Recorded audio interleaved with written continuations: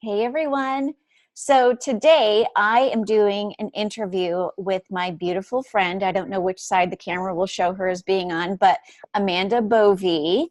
And Amanda was an amazing tester of my product that has just launched called the Seeker's Method. And today we're going to do a really brief interview. Amanda, you know me, I tend to be a talker. So, help me to keep everything on track because I can talk. We're going to talk a little bit about her experience on in testing the Seeker's Method and how this particular program might have helped her step out of a dieter's mentality and into a seeker's mentality, and all of the successes she's experienced therein. So, hi, Amanda. Hello. Hello.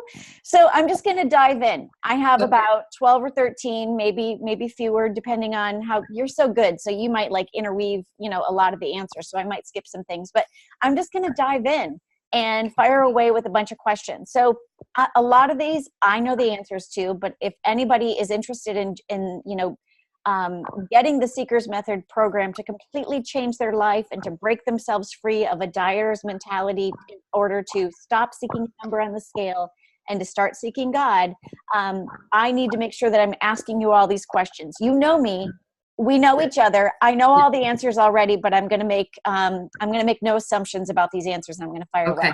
So the first question I have for you is, when you first started the Seeker's Method, were you at a point in your life where you were struggling to lose weight?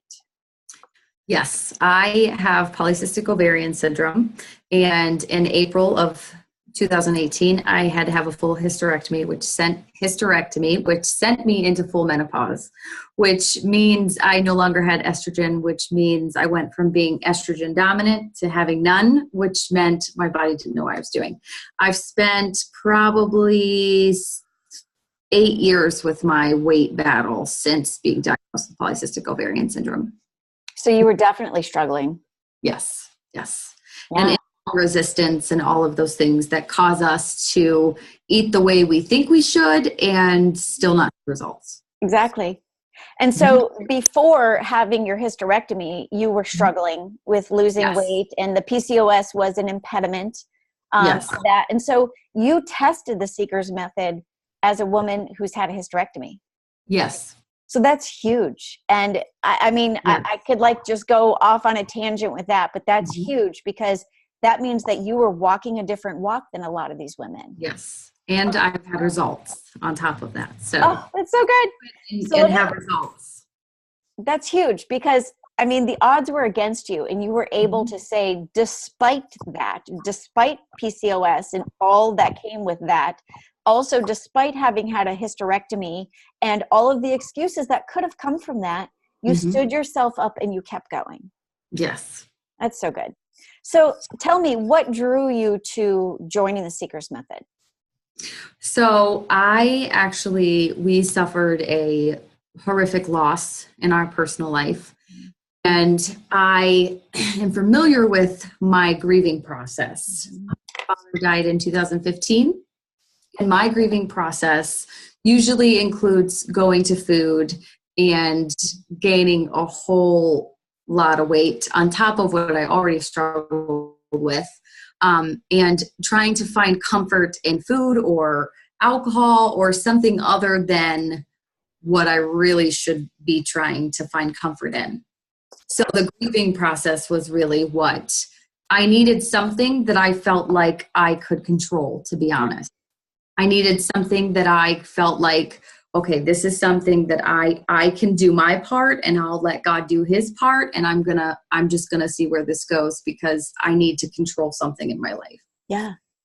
And you did beautifully. I want to talk a little bit more about the alcohol as we step through some of these questions, but you did beautifully because when we started this program, you were at a point, obviously, as you just mentioned, in terms of an emotional low, but you were at a point where you had established this story about the role of alcohol in your life. Yes. So I feel like you're a completely different person in that particular area. And the only reason I'm making mention of this is a real issue that a lot of women deal with. And I know you're not an alcoholic or anything like that. Not to say that alcoholism, we all have our thing.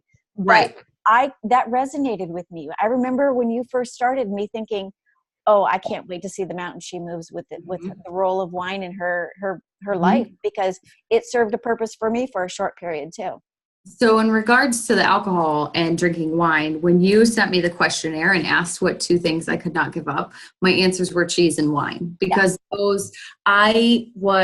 first of all, I love the taste of wine. Mm-hmm. When, you come home, you've had a hard day, you're like, oh, I just need a glass of wine. And I found myself saying that through my grieving process. Like, I can't wait till I can go home and just relax and eat a nice meal and have a glass of wine. And I realized that was where a lot of my issue, as far as my ability to lose weight, because we can justify wine. And I have a glass of wine, but I use it as a crutch. And I also don't use it. I realized that there were so many calories coming in my day from that wine, from that one glass of wine was slowing my metabolism down. And so alcohol just does that. It slows our metabolism greatly. It really does. It has such a negative effect on weight loss progress. I mean, the impediment is not worth the reprieve, I mean, the way that it helps you to just relax is not worth the way that, it impedes everything. Right. Oh, so let's talk a little bit more about what you did like about the Seeker's Method. What did you like about the program, knowing what you were coming from in terms of dieting, following plans, all of these things? What did you like about it? So the one thing I'll say I've done Weight Watchers, I've done keto, I've done Whole30, I've done, I actually went right before my hysterectomy, I went to my gynecologist and he prescribed me Adipex, which is a stimulant, and it's a controlled substance and it's for weight loss. I actually didn't really lose any weight because I was so insulin resistant. And I feel like that was just God saying to me, like, let's try a different way, dear. Let's just try a different way.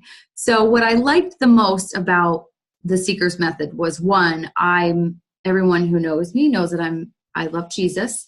And I wanted to take a different approach and just see, like, okay, what does this mean? I wanted to take a different approach to my health, my wellness, my weight loss, my body image. And I also liked that there was not a product you were trying to sell. There was not like, hey, for you to lose weight, you have to drink this shake 3 times a day, or you have to take this pill. And because I'm a registered nurse. And the issue with those are I feel like when we say that somebody has to take a certain product, is when you remove that product, most people see a yo-yo like diet, the weight goes like this. Totally relate to it. And the Seeker's Method doesn't have that. So you liked the fact that there was some food freedom, and the program, when you signed up for it, the food choice that you chose, or I should say the food plan that you chose, which food plan did you choose on the Seeker's Method? I chose Whole30. Yes. Now that was a challenge. Now you were a keto girl when we first started. Yes, I had actually tried keto and I had lost no weight on keto because with PCOS, dairy is pretty inflammatory. And so I have found a healthy keto is a little more doable, but I started with Whole30.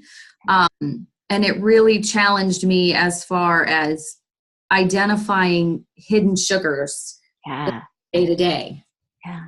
And that's the key right there, especially as we age. And I know you're a lot younger than me, but especially knowing how your body went through an elevated state of maturity in terms of, having hysterectomy, that affects your hormone makeup completely differently from just even a year prior. And you're at that point now where having sugar it just packs on the weight. And this, coupled with the wine, the hysterectomy, and Whole30 and being very clean, I think that, you've really found, a solution there, a balance, a way to live in the world, but not be a product of it. So that is so good. So what then, knowing all of this, because girl, you conquered some major things in this program, but what was the hardest part for you doing the Seeker's Method? I think the hardest part was probably to be honest, and just allowing myself to have what you would call sloppy success. Yeah. You and I talked a little bit about sloppy success, and not, if I would have started a program prior to this, I would have started it. And if I would have had something that was off plan or not okay, I would have justified it and been like, okay, well, might as well just throw the towel in now and move on, and I'll start again tomorrow. But having the sloppy success, although it was challenging to adhere to, I felt like there was victory in that because of the sloppy success. Yeah, I agree. And I offer that to everybody, because the reality is not everybody needs to follow it to the letter. And if you Right. can follow it to the best possible means that you can, with the best possible means that you can, and just adopt a little bit of sloppy success, it's the best way for you to learn how to become your own coach. Right. Because you're able to say, I'm going to give myself some grace, and, insert yourself into situations where you're like, all right, I'm going to make the best possible choice. I'm going to have a salad at the restaurant where we're going. I don't know anything about the dressing. So you're giving yourself a little bit of grace and allowing yourself to live in the world. Right. What was easier about the program than you had anticipated? What was easier? Like you probably came to this thinking, I can't do without my cheese and wine. I got standards, girl. And then you were like, all right, what was it about the program that was easier than you had expected? I think what I found to be the easiest is once I let go of the things that I said, because I also, not only did I say cheese and wine, but I said my coffee filled creamer. My husband and I have a joke. I don't like coffee. I like creamer with a little bit of coffee. And so I realized that when I'm starting my day every single day with that, I'm just pounding in the sugar. So the easiest thing was, once I started to see results, and once I started to realize, like, okay, this is one of the triggers for my weight and my symptoms, because I have a lot of joint pain. I have a lot of fatigue. So the easiest thing was actually getting rid of that and getting rid of those things. Once I got over the mountain, it was not hard to say goodbye to those things. Yeah. And I just have to tell you, you were so completely coachable. So thank you for being so coachable with that. I mean, that's important. A lot of people come to this. We all do. We're products of the world, in that we're dieters. And a lot of times when we get to the point of having weight to lose, we're advanced in our age, which means we're a little bit set in our ways. And I don't mean advanced in our age that we're 95 doing this, but we have habits established, and we have limiting beliefs. And you came to me and said, I'm laying it all out here, and you were incredibly coachable. So thank you for that. Have you found that this program changed you spiritually, emotionally, and or physically in any way? Yes. So I have shared with some of the other ladies that I feel like the biggest victory that I've had is that I feel like I walked right out of yo-yo dieting. And I don't want to say I did, because I feel like the Lord walked me right out of the yo-yo dieting. But I have always had that mentality that I'll try one thing, and if I don't see instant results, then I'm going to try something else. And then if I don't see instant results, then I'm going to try something else. And then I got to the part where I just accepted that maybe I'm never going to lose the weight. Maybe this is the struggle I'm going to have forever. I finally feel like the Lord walked me out of that mentality, that it's something that is unattainable, and it's something that I'm going to struggle with for the rest of my life. Yeah. That's huge. Yes. That is so huge. Victorious is huge, especially, for me, grieving a loss and seeing the detriments of, I'm a hospice nurse, so I watch people die from preventable diseases all the time. So when my husband and I have talked a couple times about, I tell him, like, you won't see me eat fries. You won't see me eat, burgers. And most people that know me know that I don't eat terribly bad, but I had to really reevaluate the way I looked at food, my relationship with food. And I had to walk out of the disbelief. For me, it was the disbelief that this was going to be my life, because God just walked me out of it. And now I can identify the things in my food that help me get to my goal. Oh, That's so well spoken. So do you think, and I think you kind of just said this, the next question I have is the intention behind the Seeker's Method is to shift your focus from seeking a number on a scale to seeking Mhm. God. Do you feel that this has been accomplished since completing the program? And yeah, I mean, you just said you stepped out of the yo-yo dieter's mentality, and how many of us deserve and need to be free of that? That's Mhm. huge because, And it's, oh, I'm sorry. no, go ahead.